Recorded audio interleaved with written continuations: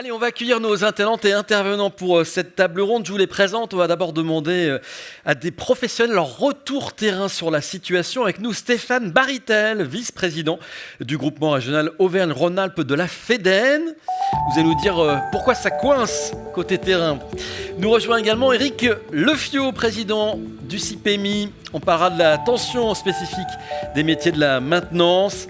Et bien sûr, on abordera les solutions avec vous et également avec Stéphanie Lagal-Baranès, directrice générale d'Opco 2i. Vous allez nous livrer votre vision interbranche. On parlera aussi de votre campagne d'attractivité.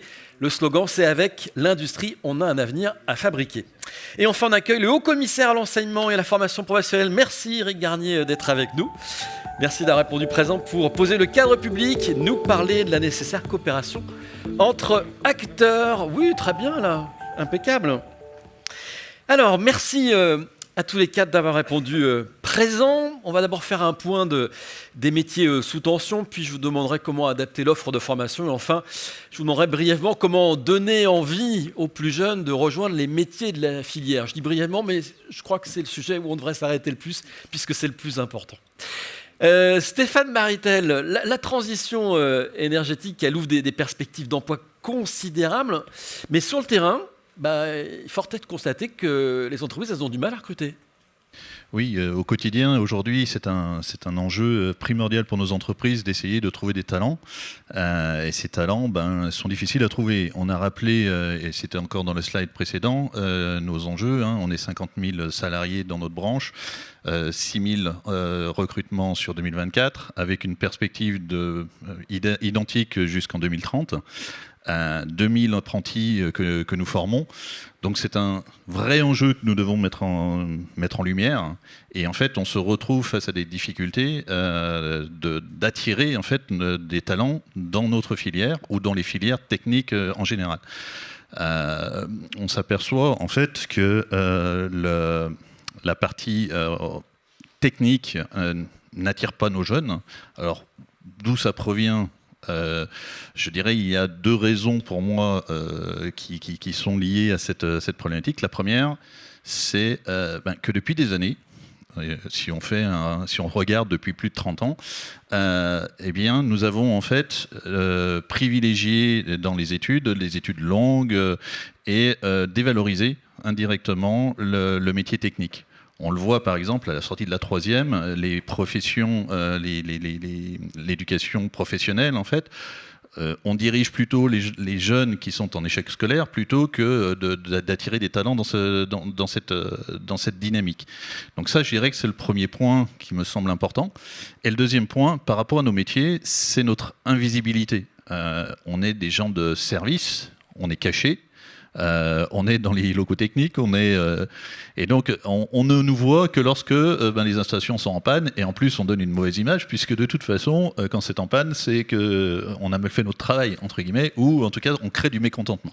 Donc ces deux aspects me semblent primordiaux, et par contre, si on fait une analyse quand même de nos compétences et de notre qualité, nous sommes dans des métiers durables, c'est-à-dire que nous aurons toujours besoin de métiers de gens de service pour pouvoir être présents auprès de nos clients. Ce sont des métiers qui sont non délocalisables, parce que de toute façon les bâtiments vont pas bouger, donc nous serons toujours présents localement, et c'est également dans l'air du temps. En fait, on est quand même sur la transition énergétique et écologique, qui sont les thèmes aujourd'hui forts pour nos jeunes talents. Éric Lefio, Stéphane Baritel a bien dessiné le paysage. On est aujourd'hui dans une situation où il y a des métiers qui sont déjà clairement en tension. Oui, bonjour. Oui, alors les métiers, effectivement, sont déjà en tension. Ils ne sont pas en tension, je dirais, de façon fortuite. C'est la conséquence, en fait, de tensions sur les métiers de service et sur les métiers de l'immobilier d'une manière générale. Je voulais juste rappeler une chose que j'avais déjà dit l'année dernière, mais ce n'est pas grave. C'est que le groupement des professionnels de service avait fait une enquête l'année dernière sur les besoins, et on faisait apparaître en gros 50 000 techniciens manquants aujourd'hui sur le marché français, et à peu près 150 000 dans les métiers de service. Après ce que vient de dire l'Institut Rousseau, j'ai compris qu'on était passé de 50 000 à 300 000 en un an, donc ça va encore augmenter effectivement les actions qu'on va devoir mener. Stéphane l'a dit, hein, il y a un déficit d'image, il y a une invisibilité, on va dire, de nos métiers qui pose problème. Ça, c'est historique. Je pense que le Covid n'a pas amélioré les choses aussi parce que ça nous a mis en première ligne. Et en fait, les gens se disent aujourd'hui, mais finalement, je continue à travailler quand les autres s'arrêtent. Puis le coup de grâce, ça a été le télétravail, c'est plutôt l'absence de télétravail d'ailleurs, parce que dans nos métiers, sont plutôt rares les gens qui sont dans le télétravail. Je vais rajouter une dernière couche, puis après, je promets que ce sera beau et positif. J'ai envie de dire qu'il y a un nouvel élément qui est venu se greffer dedans, qui pour moi est lié à l'immobilier, c'est la verticalité en fait de la chaîne de l'immobilier, qui fait apparaître en fait les clients en haut de la pyramide, si je puis dire, les clients, les foncières, les promoteurs. Après, on a les assets, les properties, et puis enfin, c'est pas péjoratif, c'est comme ça, les métiers de service et d'exploitation. Je fais de la formation depuis une dizaine d'années en fait auprès des jeunes dans les métiers de l'immobilier. Et en fait, quand je les interroge, malheureusement, le constat est un peu toujours le même, c'est qu'ils veulent tous être clients et ils veulent plus être prestataires. Enfin, ils veulent même pas être prestataires d'ailleurs, ils veulent tous être clients. Donc en fait, c'est une problématique à laquelle on est confronté. Moralité, on ne trouve pas beaucoup de techniciens aujourd'hui sans emploi. Bon, je ne sais pas si quelqu'un pourra me contredire sur le sujet, mais je ne pense pas qu'il y ait beaucoup de techniciens qui cherchent du boulot aujourd'hui. Moralité, les entreprises se les piquent. Je crois que c'est la seule chose qu'on peut dire aujourd'hui. Elles se les piquent avec des augmentations de salaire à la clé et sans augmentation de compétences. Donc on est rentré dans une spirale qui est plutôt, de mon point de vue, infernale et dans laquelle on va avoir du mal à sortir. Et pourtant, ce qu'on fait depuis ce matin, c'est ce qu'on entend. Et puis Kamel Ferrat vient de le dire aussi, on a quand même de très beaux métiers, et notamment dans ceux de la transition énergétique. Il y a plein de choses qui sont en train de sortir. Sur les contrats de performance énergétique, l'énergie management, je pense que c'est des belles choses. Là, on va avoir des data scientists et de l'intelligence artificielle qui commencent à sortir. Les RSE, les contrats de performance environnementaux, les métiers experts sur le chaud et le froid. Donc tout ça, je pense que ça va contribuer si on communique correctement là-dessus, je pense que ça va contribuer à amener du monde.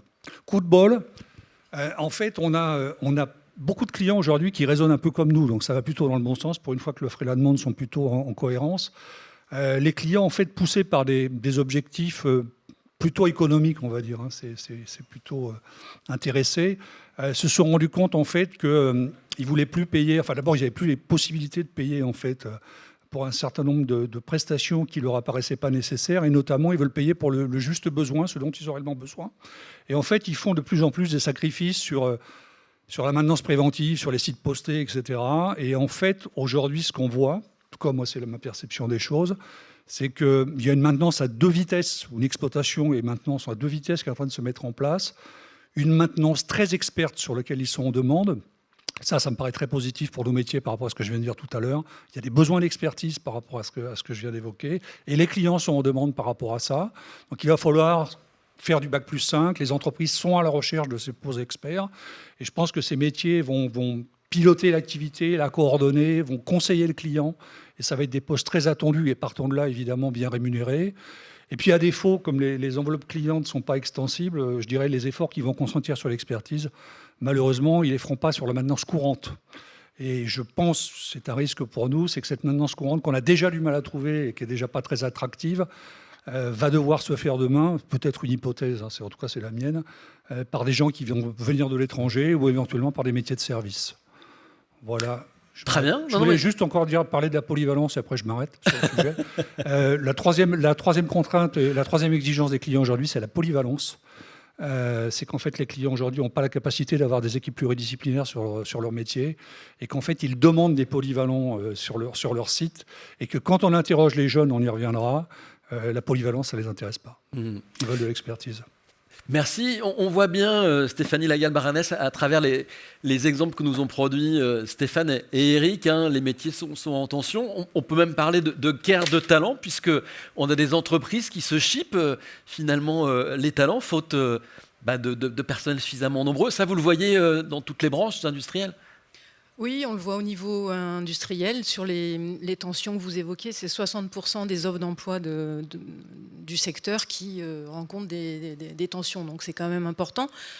Si je veux continuer à noircir le tableau avant de l'éclairer, on peut aussi mettre en regard de tout ça la démographie, puisqu'on a un choc très important qui arrive à échéance 2035. Et dans l'industrie, c'est à peu près 20% des salariés qui ont plus de 50 ans aujourd'hui. Donc, avec le sujet aussi de la transmission, de la capitalisation et de la transmission des savoir-faire. Et puis, l'emploi, il est dans les territoires. Donc, en effet, autour d'une même compétence, si je prends celle de la maintenance, qui est un gros fil rouge des secteurs industriels, eh bien, ce sont les stars en ce moment, puisqu'en effet, il y a un sujet de concurrence qu'ils exploitent, et ils ont bien raison de le faire, sur les différents sites industriels. Ils sont assez peu mobiles. Ces jeunes. Et en fait, aujourd'hui, on a une tendance qui s'inverse, où c'est vraiment la population active ou la population en devenir de carrière professionnelle qui dicte ces façons de voir les choses, et l'entreprise doit s'adapter. Donc, depuis la communication pour les attirer jusqu'aux outils pour les fidéliser. Voilà. Alors si on positive le sujet, c'est qu'on a mis en place un baromètre avec l'Ipsos sur l'image de l'industrie et des métiers industriels en général. On part de bas, mais on est le secteur qui a gagné le plus de points par rapport à d'autres secteurs de l'économie. Ça bouge. On reviendra peut-être sur le pourquoi ça bouge, mais un des pourquoi, c'est la prise de conscience des industriels, sans doute d'ouvrir leurs portes. L'invisibilité que vous évoquiez, je pense qu'il y a une vraie prise de conscience sur la nécessité de sortir, d'ouvrir les portes, de montrer ses métiers, et de le faire avec toutes les énergies collectives dans les territoires, c'est-à-dire les entreprises, les acteurs de formation, les branches, l'interbranche assemble ces énergies pour porter les messages d'une voix plus forte. Donc voilà, il y a quand même des choses positives qui s'annoncent pour trouver des solutions. Merci. Alors une fois qu'on a peint le paysage, où il y avait plusieurs couleurs, mais on l'a peint un peu en noir au départ, on se tourne vers l'État. Éric Garnier, vous êtes le représentant de l'État. Donc on a envie de vous demander, bon, une fois qu'on s'est dit ça, que fait l'État pour organiser la montée en puissance des compétences pour répondre à cette nécessité de la transition énergétique ? Déjà, on ne s'est pas parlé avant avec Stéphanie, et c'est ce que je vais dire est complètement complémentaire C'est bien. à ce qu'elle vient de dire. Donc déjà, merci d'évoquer l'État. Donc au commissariat à l'enseignement et à la formation professionnelle, donc rattaché au ministère du Travail et des Solidarités et au ministère de l'Éducation nationale. Donc c'est vraiment ce côté interministériel qui me permet de travailler avec tous les acteurs. Se dire que l'éducation nationale, puisque lorsqu'on a préparé cette table ronde, on a échangé, elle ne peut pas relever seule un défi d'une telle ampleur sur les besoins de compétences sur les territoires. La clé, pour moi, c'est la coopération. Et ça fait écho à ce que vient de dire Stéphanie. On ne peut pas travailler seul, et on ne doit plus travailler seul. C'est-à-dire coopération entre les lycées professionnels, les CFA de branche, les CFA consulaires, tous les organismes de formation, territoire par territoire. On doit agir simultanément sur la formation initiale scolaire, l'apprentissage, parce que l'apprentissage est aussi de la formation initiale, la formation continue des adultes. Aucun acteur ne pourra répondre seul pour couvrir l'ensemble des besoins de la filière et d'autres filières, pour éviter aussi un sujet qui a été évoqué, la vampirisation entre les différentes filières et les différentes entreprises, parce que j'y reviendrai tout à l'heure. Il y a quand même des formations industrielles qui sont transverses et qui sont demandées par de nombreuses filières. Donc c'est un travail collectif dans lequel chacun doit apporter sa brique sur un édifice commun. C'est comment répondre aux besoins en compétences de la transition, territoire par territoire. Je donnerai un peu plus de détails tout à l'heure. Voilà, donc là, vous rentrez vraiment dans le cœur du sujet, c'est comment on adapte l'offre de formation finalement. Stéphanie, je vous pose directement la question, c'est le cœur du sujet, comment on adapte la formation. Alors sur les contenus, là, je laisserai Éric peut-être davantage expliciter le point. Il faut une proximité avec l'offre de formation qu'on n'avait peut-être pas jusqu'à présent. Quand je dis on, c'est les industriels au sens large et leurs représentants, que ce soit les fédérations professionnelles ou même l'organisme que je représente, l'opérateur de compétences. On a souvent mis une cloison très très étanche entre le monde du financement, de l'accompagnement des entreprises et celui de la formation. La réforme de 2018 qui a créé les opérateurs de compétences, elle change un peu ça. et notamment sur la voie de l'apprentissage. Alors j'ai oublié un point dans le tableau un peu sombre tout à l'heure. Oh non, Si, plus. désolé, mais c'est celui effectivement de l'apprentissage, et notamment dans vos secteurs, il y a à peu près 2000 apprentis, avec un bond qui a été fait en 4 ans, 5 ans de 50%. Donc c'est une voie de sourcing majeure, justement par rapport aux tensions de recrutement. Vous avez parlé aussi des rapports entre les formations de niveau infra-bac et des niveaux supérieurs. Vous avez à peu près une proportion de 40% du supérieur en apprentissage et 60% sur des niveaux inférieurs. L'apprentissage dans le supérieur, l'apprentissage en général un petit peu chaud, pardon pour l'expression, en ce moment dans le débat budgétaire.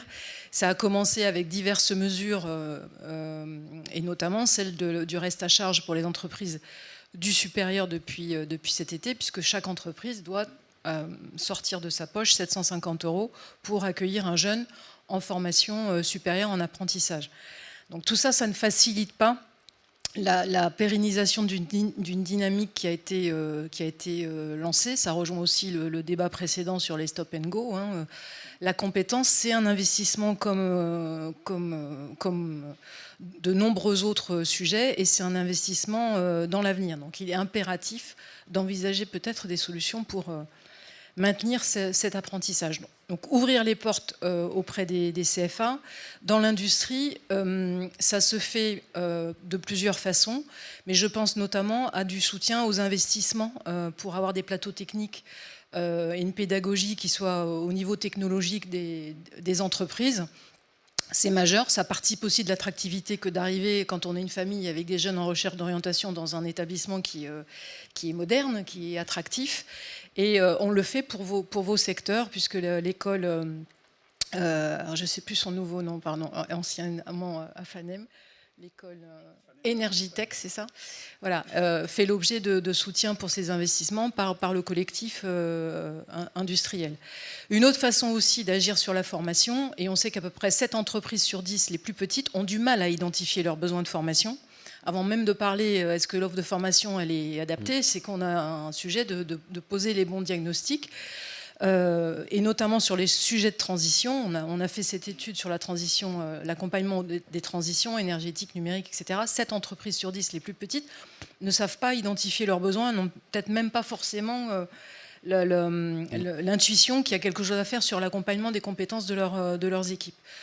Donc nous, on s'attache déjà à faire ça, avec des outils de diagnostic, soit des études macro, soit des études territoriales, soit des études au niveau de l'entreprise pour l'aider à poser ses besoins en formation, pour ensuite l'orienter vers le meilleur prestataire.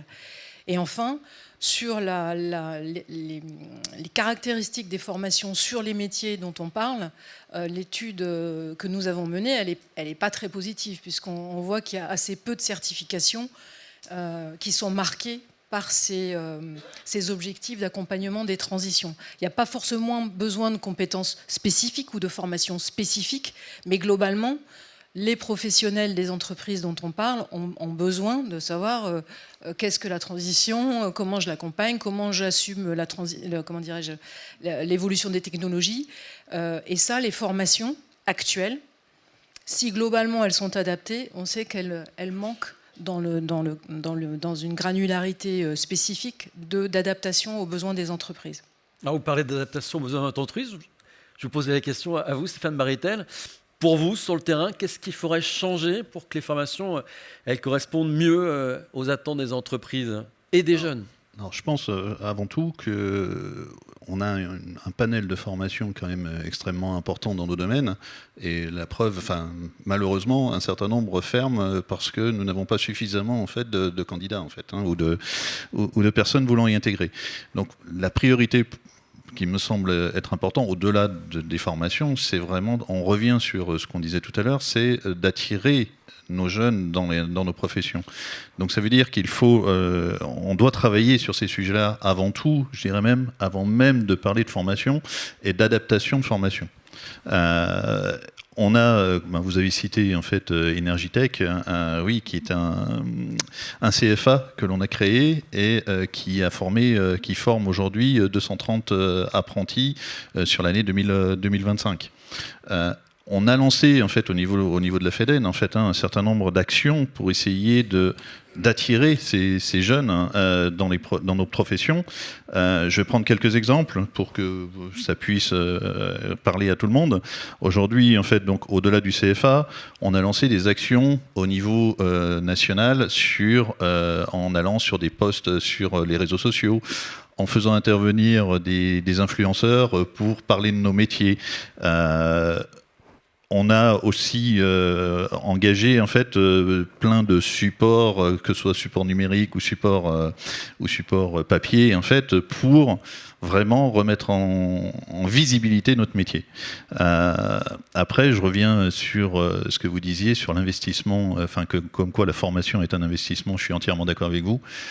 C'est-à-dire que c'est pas des dépenses et que l'apprentissage aujourd'hui, qui avait vraiment eu un élan extrêmement fort depuis 4-5 ans, freine les entreprises en fait, parce que il y a eu un revirement et aujourd'hui on aimerait en fait revoir une revalorisation de l'apprentissage, une mise en avant de l'apprentissage qui est vraiment un investissement pour le futur, et également sur tout ce qui touche en fait la reconversion professionnelle. C'est-à-dire qu'aujourd'hui, on a des possibilités avec des POE de pouvoir en fait remettre en selle des personnes qui sont en situation délicate, des demandeurs d'emploi.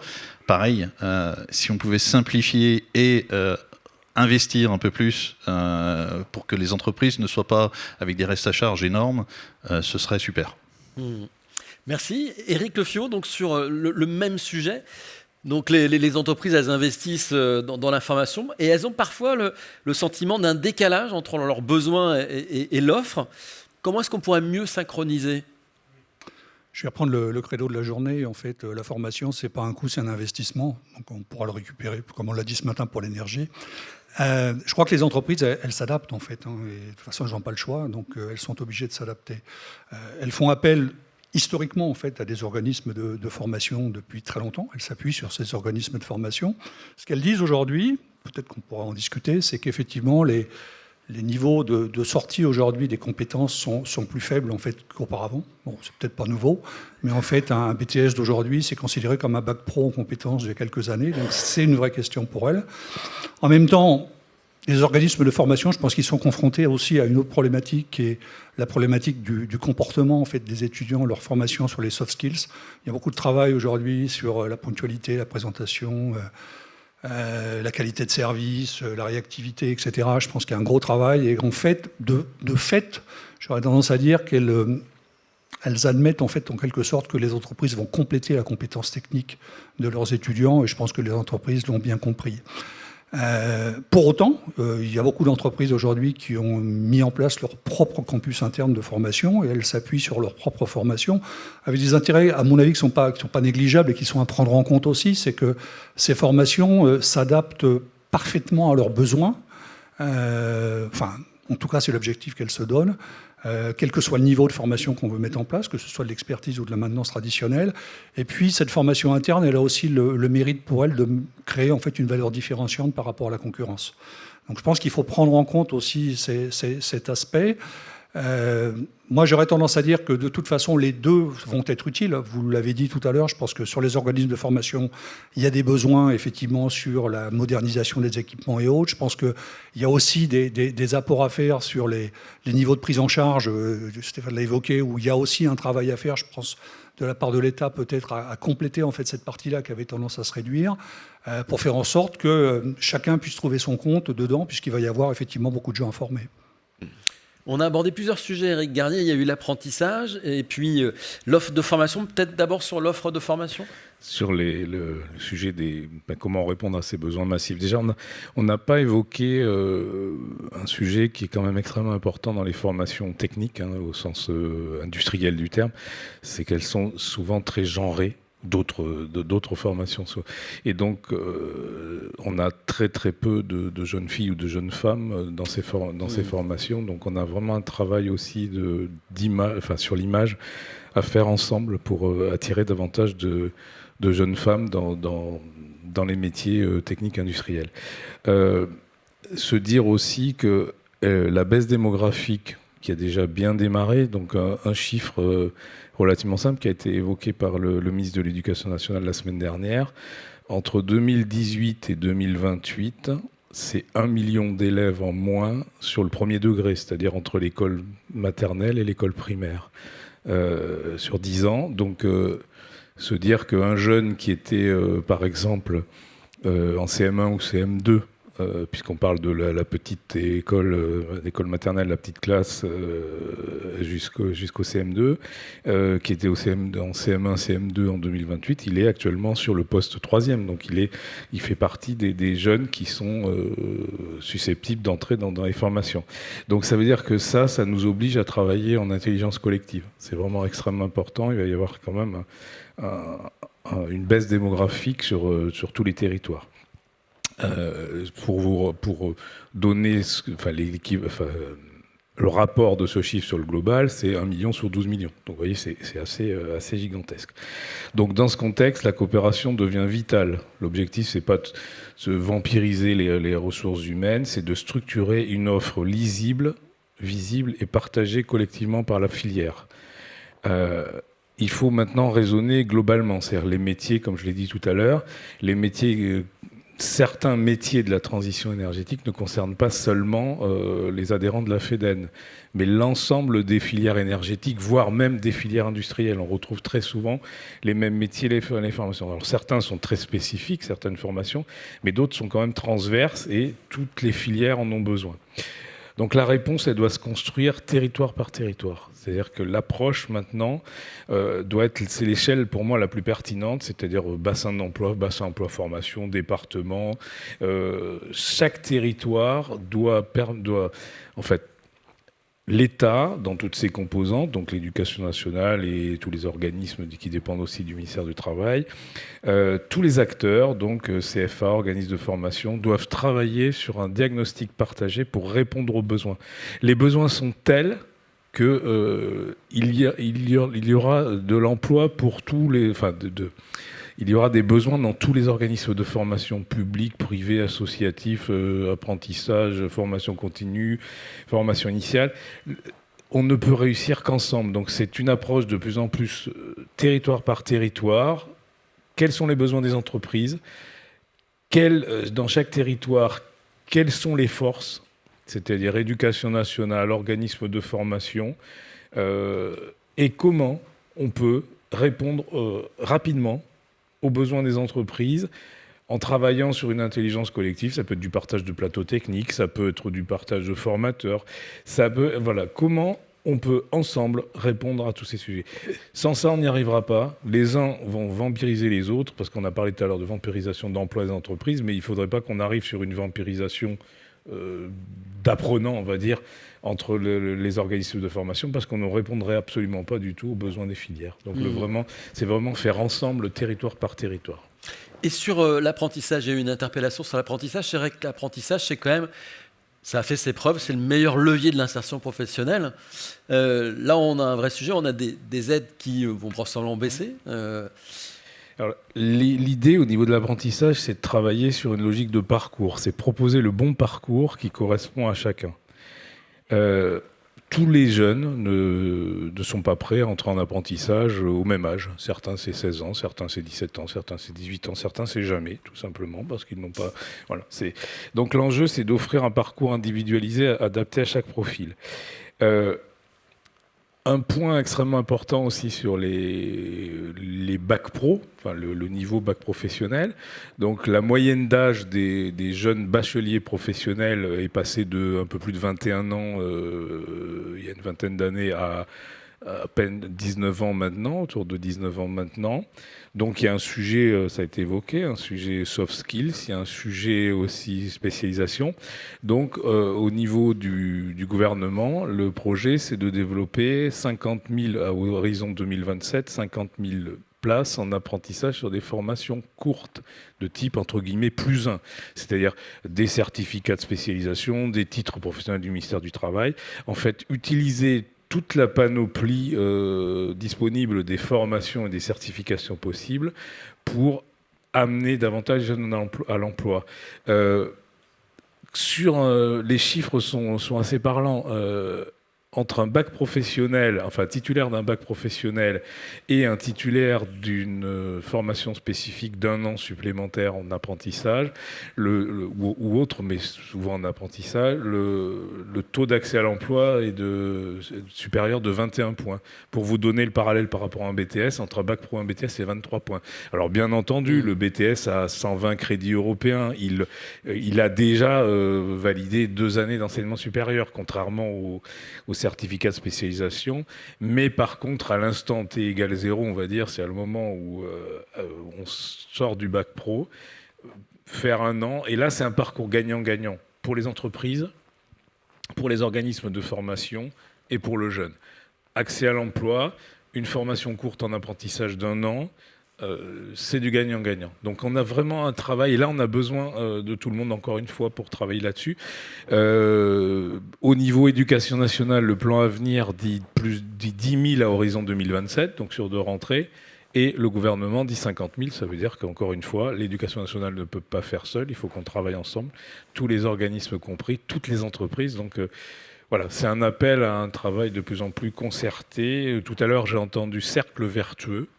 Moi, je conclurai mon propos par triangle vertueux. Donc l'État, dans triangle 3 sommets, l'État dans toutes ses composantes, les entreprises, les régions, et au milieu l'apprenant. Et on voit comment, ensemble, on peut résoudre les problèmes territoire par territoire et répondre aux besoins. Merci. Donc on a répondu à une partie de la question, comment former les talents. On n'a pas répondu comment les attirer, parce que j'ai retenu ce que vous avez dit, Stéphane. Il y a des formations qui existent, mais elles ne font pas le plein. Donc la question, c'est comment les rendre sexy, ces formations. Stéphanie Lagal-Baranès, comment on donne envie aux jeunes à aller vers ces métiers techniques et industriels ? Alors, c'est un travail qui demande du temps. On est sur du temps long, mais comme le temps industriel.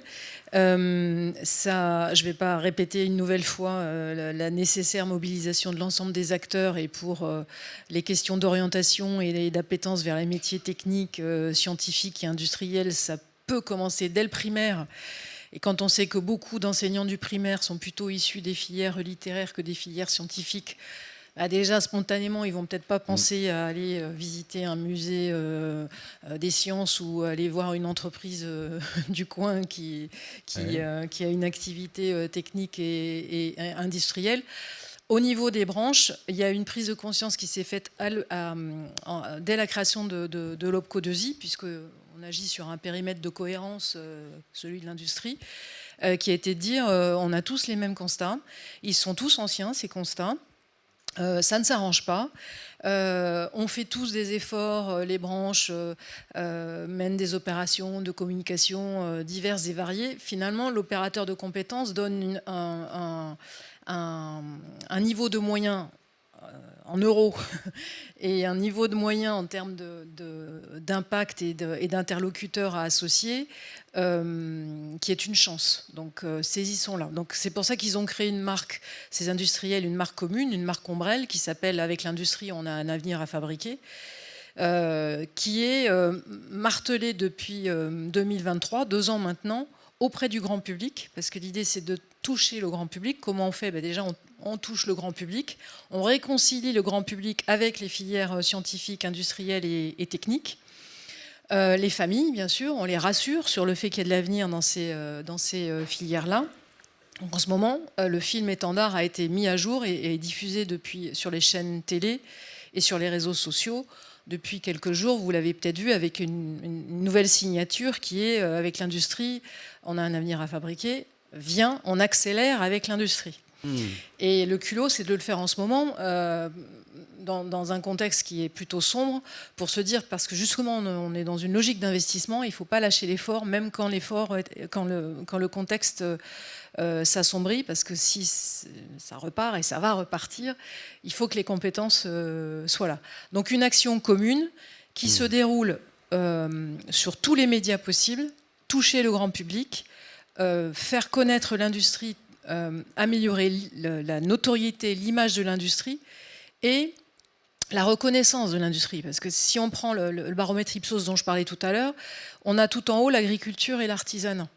Les Français sont très attachés à leur agriculture et à leur artisanat. Pour autant, est-ce que les jeunes ont envie de s'engager dans ces filières de formation? Pas sûr. Donc il ne suffit pas de travailler l'image, il faut aussi donner l'envie de venir travailler dans ces filières. Et venir travailler dans ces filières, c'est connaître, c'est ouvrir les portes, c'est faire des salons, c'est faire des initiatives emblématiques telles que les WorldSkills il y a quelques jours avec la finale française à Marseille. Et c'est aussi déconstruire les idées reçues. Il y en a beaucoup des idées reçues sur ces métiers, on en avait évoqué quelques-unes. Ce sont des métiers qui sont bien payés. Or, dans le sondage qu'on a fait, on voit que non, le grand public, les familles et les jeunes aussi considèrent que c'est pas forcément là qu'ils vont le mieux gagner leur vie. Donc faut dire que c'est là qu'on gagne bien sa vie. Il y a 10 à 15% de plus que dans les autres secteurs de l'économie. Il y a aussi la part des jeunes filles, ça a été évoqué par Eric. L'alternance s'est développée fortement sur les publics féminins. 39% des apprentis sont des apprentis ES. Alors que alors je ne sais pas dans votre secteur en particulier, mais la moyenne industrielle, elle est à 30%. Voilà. Avec des hétérogénéités, mais enfin globalement, elle est inférieure. Donc on a une dynamique d'insertion qui est importante sur le public des jeunes filles. Autre idée reçue, c'est celle de l'environnement. Les filières techniques, industrielles, et ça mène vers des carrières qui polluent. Qu'est-ce qu'il a dit, votre témoin, tout à l'heure ? On va sauver le monde. Enfin, le slogan, vous l'avez pour valoriser vos professions. L'ambition, elle est forte, mais je pense qu'elle est assez réaliste. Donc, il faut le dire. Et si les jeunes ont un attachement à trouver des solutions pour les problématiques écologiques et environnementales, ces métiers-là sont la solution ou une partie de la solution. Ça se dit et ça s'explique. Et enfin, il n'y a pas que les jeunes à attirer. Il y a aussi les salariés en reconversion. Et là, vous avez un fort avantage concurrentiel par rapport à peut-être certains camarades des filières proches. C'est que dans l'étude qu'on vient de faire, on va la publier bientôt sur les transitions professionnelles, vos formations arrivent en premier. Dans des ambitions de parcours individuel, de reconversion de salariés, d'anciens salariés avec une forme de maturité, vos secteurs sont attractifs sur ces publics-là. Donc il faut le savoir et il faut adapter les discours. Merci beaucoup. On va se faire un petit tour de table pour savoir un peu comment chacun vous vous organisez dans vos filières, comment vous essayez d'attirer les jeunes. Stéphane, localement, concrètement, comment vous faites ? En fait, aujourd'hui, je reviens sur l'attractivité et sur la visibilité. Et déjà, on essaye de pousser le meilleur apprenti de France, qui a aujourd'hui une branche technicien de maintenance. Donc, voilà, c'est des sujets qu'on met en avant et qu'on essaye de faire au niveau de la FLN, de présenter et de faire participer nos adhérents. Et après, on a structuré, en fait, aujourd'hui, on est structuré en groupement régional pour être au plus proche, comme on disait, des territoires. Et c'est vrai que l'on lance aujourd'hui beaucoup d'actions en collaboration avec l'OPCO, en collaboration également avec France Travail, pour, par exemple, développer tout ce qui est POE, POI, POIC. Et, par exemple, sur l'année 2024-2025, on a créé des POE sur Lyon, Nice, Chambéry, Montauban. Donc, des zones à fort besoin de main-d'œuvre. On réalise aussi aujourd'hui beaucoup de salons, particulièrement avec vous sur notre région, en tout cas. Donc on essaie de mettre en avant justement des salons des métiers pour toucher les jeunes générations, toucher les parents, parce que je pense qu'avant tout, il y a un gros travail à faire sur les parents. Et donc on essaye, voilà, en local, de mener des actions sur nos territoires pour vraiment donner l'envie et la proximité, comme on disait, qui est importante dans nos métiers. Merci. Éric Lefio, vous nous parliez tout à l'heure du multitechnique, des métiers de la maintenance. Là, comment on donne envie aux gens d'embrasser ces carrières ? Je pense qu'il faut déjà s'appuyer sur le travail qu'a mené la FEDEN en matière de communication sur le sujet. Pascal Guillaume l'a dit tout à l'heure, 43 000 emplois induits dans la convention collective de la FEDEN, 25%, ou 21%, je crois, en dessous de 25 ans. Donc ça montre quand même que ça marche. 6 000 recrutements sur 6 000 recrutements, 2 000 alternants, donc 30%, c'est ça, 33%. Donc c'est plutôt positif et on communique en fait sur un métier environnemental qui va sauver le monde, comme dit Stéphanie. Donc je pense que ça devrait marcher. Ah bon ? Ah, c'est moi qui le dis, d'accord. À notre petite échelle, pour nous, syndicalement, j'aurais tendance à dire que le travail qu'on doit mener, je parlais tout à l'heure de verticalité sur la chaîne de l'immobilier, je pense que là, il y a un vrai travail à mener. C'est de sortir des logiques d'égo et de rentrer dans une logique un peu immobilière et convaincre en fait nos partenaires de l'immobilier qu'en fait on sert tous un immeuble, quel que soit le métier qu'on réalise, et qu'un energy manager, il apporte autant qu'un asset manager sur le métier. Il y a un gros boulot, hein, c'est pas gagné, mais en tout cas, on y essaye de façon homéopathique.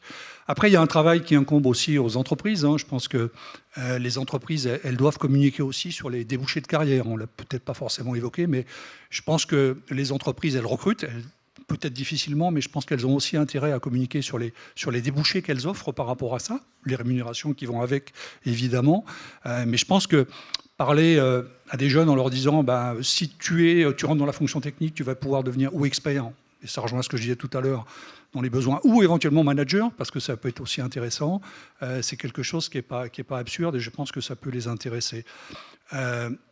Aussi labelliser, alors c'est peut-être pas forcément le rôle du syndicat de dire ça, mais tant pis, c'est que je pense qu'il faut aussi labelliser sur les marques et communiquer sur les marques. Les jeunes, quand ils vont dans les salons, ils regardent les noms des entreprises dans lesquelles ils vont. Ils vont pas voir les métiers, ils regardent les entreprises. C'est ça qui les intéresse. C'est un peu comme les fringues. Ils vont pas acheter des fringues, ils vont acheter des marques. Je pense qu'il faut qu'on communique aussi davantage sur les marques. Elles ont chacune leur savoir-faire et c'est peut-être leur rôle de chacune de le faire. Communiquer aussi sur le retour d'expérience par rapport aux enquêtes de satisfaction faites dans les salariés des entreprises. Il y a des gens qui sont heureux de travailler dans leurs entreprises. Enfin, heureusement, il y en a beaucoup. Mais communiquer par rapport à ça en disant « je suis heureux d'être chez Intel parce que j'ai appris un métier », comme l'a dit tout à l'heure le monsieur qui a créé sa société, là, je pense que c'est quelque chose d'important. Et puis, dernier point, ça va de soi, mais ça va mieux en le disant, je pense qu'il faut aussi communiquer sur les canaux de communication que les jeunes utilisent. Je pense qu'aller sur LinkedIn pour raconter sa vie, c'est bien, mais je pense qu'aller sur TikTok, comme me l'a dit l'autre fois une responsable de formation, c'est pas mal aussi, parce qu'on va chercher des étudiants qui sont plus jeunes, et quand on va les chercher plus jeunes, ça évite d'avoir des choix par défaut dont parlait Stéphane tout à l'heure. Voilà un peu. Il faut ouvrir un compte Energytech sur TikTok ? Peut-être. Il existe déjà, peut-être. On va voir. Ils sont sur TikTok, Energytech. La FEDEN est sur TikTok. Wow. Vous êtes partout. Éric Garnier, donc pour terminer ce tour de table et puis conclure, hein, on a envie de vous demander quelle est votre vision dans les prochaines années pour attirer les jeunes dans les métiers de la transition énergétique. Comment mieux faire connaître, valoriser ces métiers, donner envie donc aux jeunes, mais aussi aux personnes en reconversion. Hein. Vous avez insisté sur le sujet, Stéphanie, c'est important. Puisqu'on a parlé des réseaux sociaux, déjà aussi citer deux actions très fortes qui sont menées, enfin deux concours qui sont menés avec le partenariat, enfin l'appui de l'Éducation nationale, mais énormément d'entreprises et de partenaires en région haute. C'est Je filme mon métier, je filme ma formation. Ces deux actions, ce sont des jeunes qui soit filment leur métier, soit filment leur formation, comme le nom le dit. Pendant 4 mois, au moment du concours, jusqu'à la remise des prix mai-juin, très souvent au Grand Rex, il y a 1 million de vues par mois. Ah ouais. Donc en fait, quand les jeunes parlent aux jeunes, ça marche. Donc déjà, il y a de très très beaux métiers là, à valoriser aussi sur ces concours, parce que les jeunes, quand ils produisent sur les réseaux sociaux, ils sont très regardés par d'autres jeunes. Voilà. Un autre point, je vais parler d'un tout autre métier. Si je suis dans une classe de collégiens et que je dis j'ai fait un CAP fleuriste, tout le monde, tous les jeunes ou les parents d'élèves qui sont là, si je suis dans une soirée orientation entre guillemets avec des parents, tout le monde sait ce que je fais. J'ai pas besoin d'expliquer ce que je fais. Si je dis j'ai fait un bac pro M2E, qui veut dire maintenance efficacité énergétique, et après un BTS FED option B, donc FED et donc option B système énergétique fluidique, j'ai déjà perdu toute la classe. Donc en fait, pourquoi je dis ça ? Donc déjà, on va travailler au niveau des noms des diplômes et on va travailler notamment, et c'est Xavier, mon conseiller en charge du sujet, on va travailler avec l'UMM sur tous les métiers déjà dans un premier temps, les métiers de l'industrie pour essayer de trouver des noms qui soient simplifier l'accès, parce que parfois on perd des jeunes, on perd des parents sur ces sujets-là parce qu'on n'y voit pas clair. Donc il faut déjà, renforcer cette lisibilité. 2, passer d'une logique de diplôme cloisonné à une logique de parcours.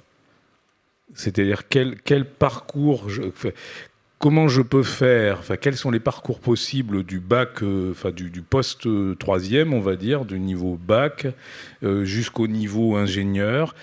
Quel métier je vais exercer, quel salaire j'aurai, quelle évolution de carrière, vous l'avez dit tout à l'heure, quelle évolution de carrière je pourrais avoir. C'est-à-dire donner l'envie aux jeunes et aux familles de se projeter. Parce que ça a été dit en tout début de propos tout à l'heure, malheureusement, la voie professionnelle, qui pour moi, dans ma bouche, c'est du bac-3, on va dire, jusqu'à l'enseignement supérieur, toute voie de formation confondue. C'est pas si clair que ça pour les familles. Et l'entrée par le bac pro ou par le CAP, malheureusement, attire peu de jeunes qui, scolairement, sont à l'aise, on va dire.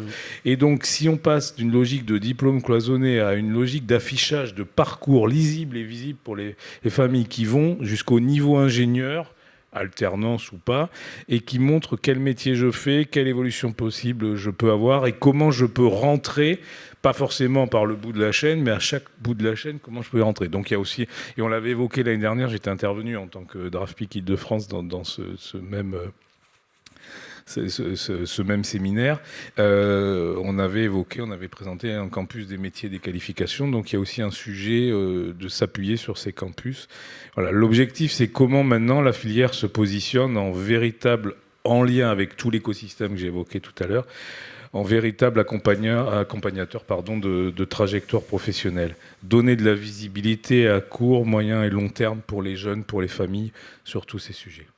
Merci beaucoup, merci à toutes et à tous. Merci beaucoup Stéphanie, Lagal Baranès, Stéphane Baritel, Éric Lefiot, Éric Garnier. Merci beaucoup.